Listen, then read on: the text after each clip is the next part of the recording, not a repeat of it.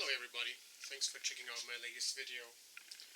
I borrowed a MIG welder from a friend of mine to do some light welding, and this spool of wire was in the welder. As you can see, it's all rusted up, so it won't feed anymore. And it's not worth trying if you get stuck in the what's it called, the wire feed or in the nozzle. It's just not worth the aggravation. So this was in the welder, which I'm going to show in a couple of seconds, and it clearly says 0.8 millimeters K-NGS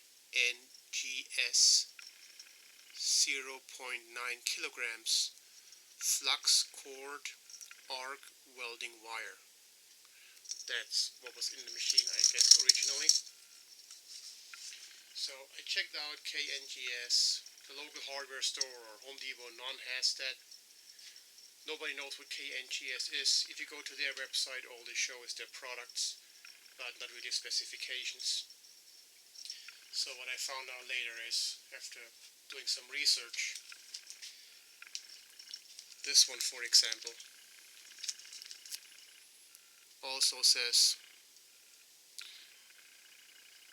0.8 millimeters flux cord wire. It does not say flux cord arc welding wire.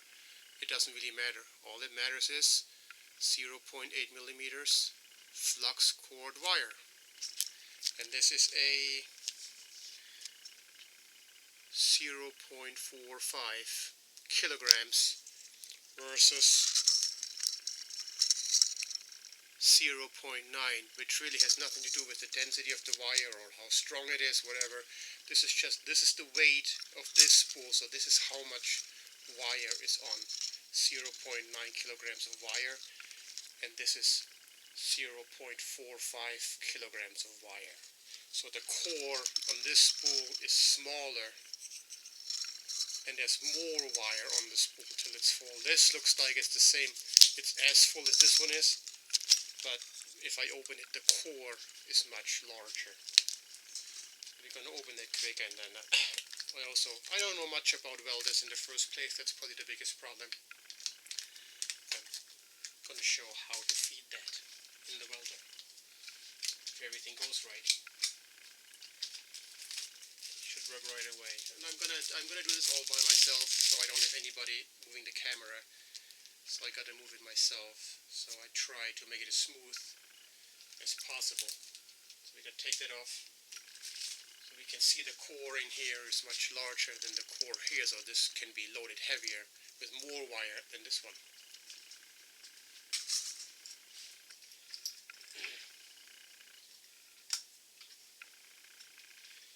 Alright, I'm gonna move you quick.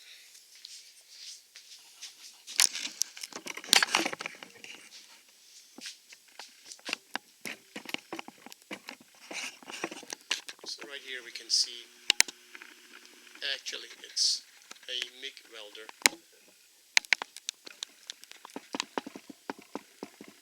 So there's on-off, as we can see, minimum, maximum, and 1 and 2. I haven't figured out what 1 and 2 is for yet, but it's not really our concern right now. So really this is our concern. So let's see, this is where the wire goes on, the wire spool here. And this one at first, so this is really down. This is spring loaded.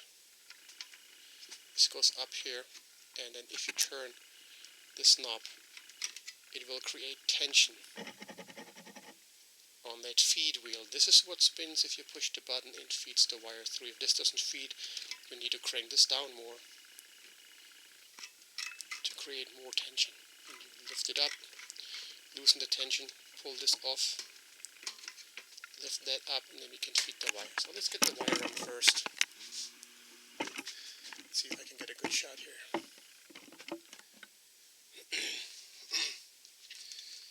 Okay, so we take it out. We have to make sure it's straight and there's no burr here, so I'm just gonna clip that off, I guess, for now.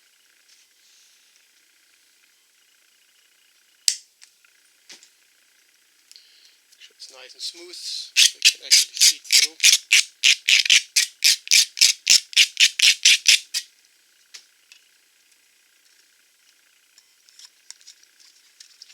Okay. Can you see all that? Yes.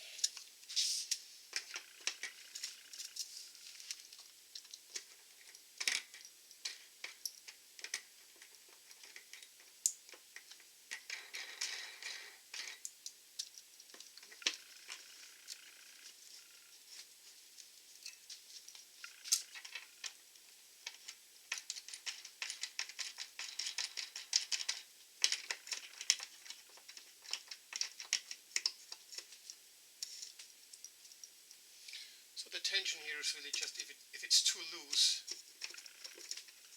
the tension on the spring on the spool, it could spin backwards and loosen that wire. I mean, it just falls off and create a big mess. So it just has to be tight. It doesn't, so it can't move by itself, but not too tight, so that the motor still can feed it.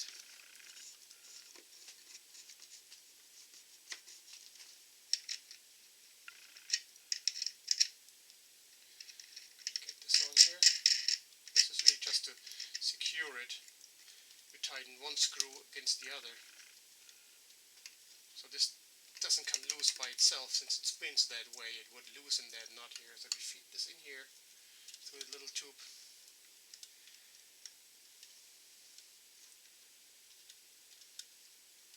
I don't know if you can see that. I don't want to let go. Let me turn this around quick, the monitor. Yeah. We need to get this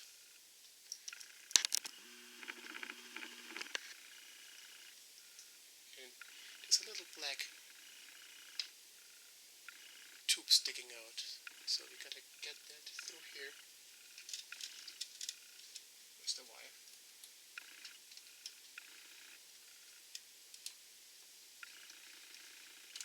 Maybe a screwdriver would help.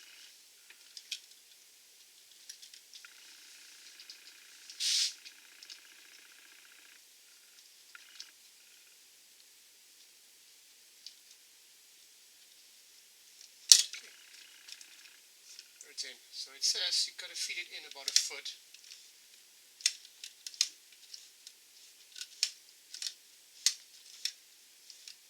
Put this down to create the tension, and hopefully it won't spring back by itself. Okay, it stays there. I'm gonna tighten it a little bit. Okay, this is not gonna spin back by itself. It's easy enough to move. So what it says is feed. I'm not really quite sure what they call that.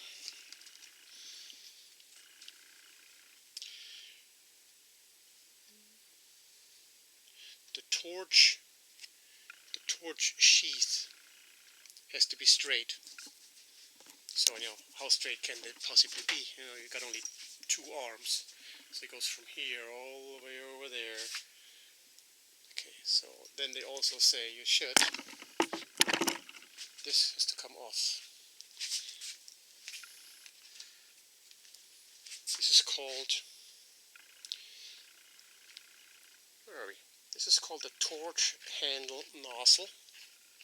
It should come off. And the contact tip also has to come off. Sometimes, if you accidentally, I noticed if you bake that on, there are two flat spots.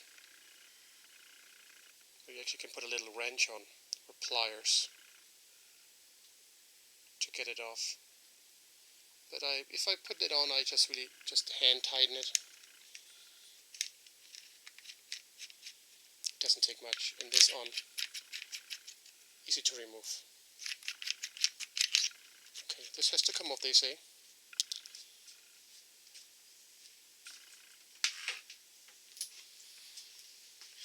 Then we need to switch it on.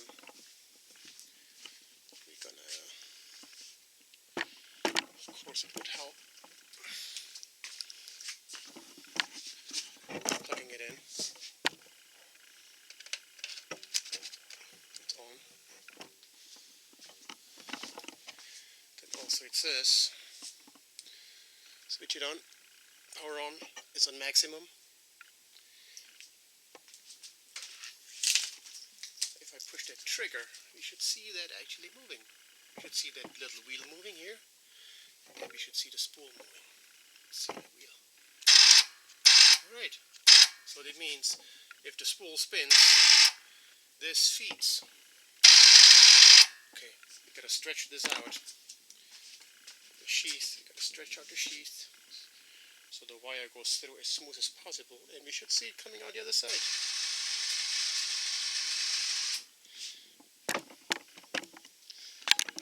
Zoom out a little bit, I'm standing too close here.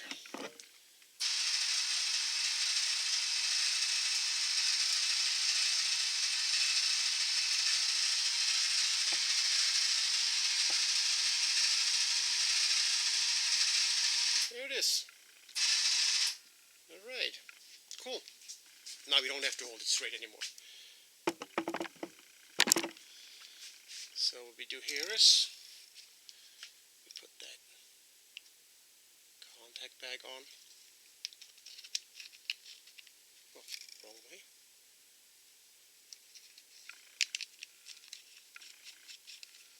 As you can tell, I'm not a professional with these things. I just figured it all by myself, and there's so many questions that you want to know beforehand that nobody really tells you about. You could spend hours searching the web. Okay, now we just clipped it off. We don't need it that long. So, and you do not need gas for this one. That actually keeps the air away. This is why it's flux cord. So, right. Now, okay, we know it works. It feeds. We'll close that.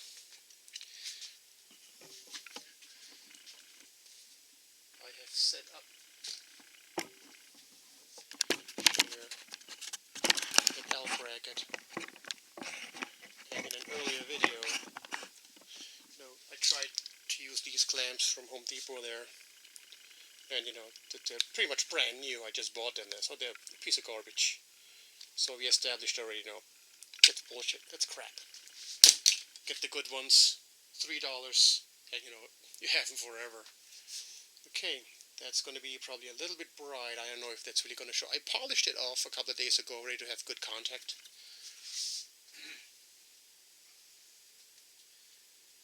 Okay, so now let's get one contact on. The machine is still on, like we had it before. Which was contact. And then you would think if I put this on, right now there's still nothing. But if I push that button, it makes contact, and we would see some sparks. It's going to be bright, I hope. There you go. Thought it already burned on.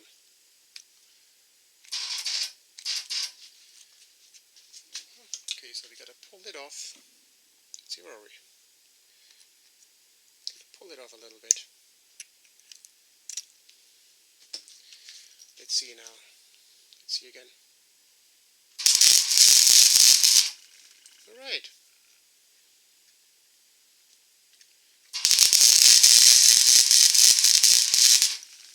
And that's how that works.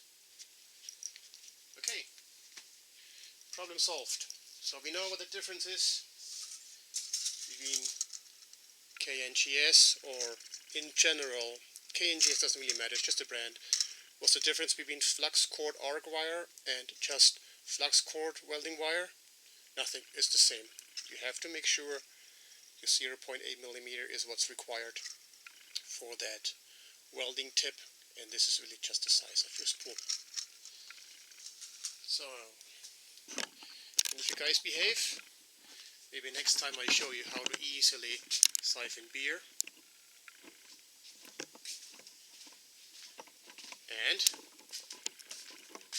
what's in my refrigerator. Until next time, thanks for watching and to see what's in the box. Take care. Bye.